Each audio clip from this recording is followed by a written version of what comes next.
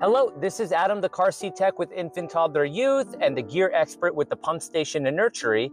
And in today's video, we're going to show you how to add the recline boot to your Diono Radian. Because when you're ready to use this car seat in the rear facing position, you do need to add the recline boot underneath the chair so that way the child can get the proper recline. To attach the recline boot to the bottom of the Diono, we're going to flip the car seat upside down. You're actually going to see that there's 4 grooves in the plastic of the Diono.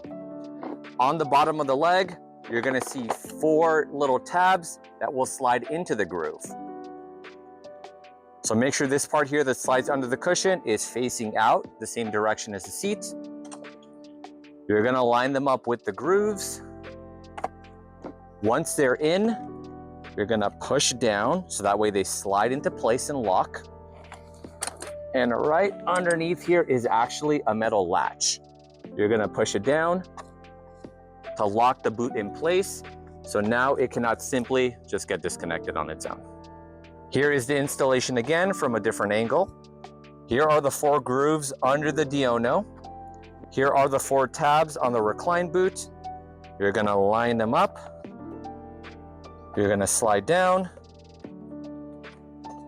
You're gonna push the latch down. And now it's locked in place. Thanks for watching the video. Don't forget to follow, like, and subscribe to support the channel. We'll see you next time.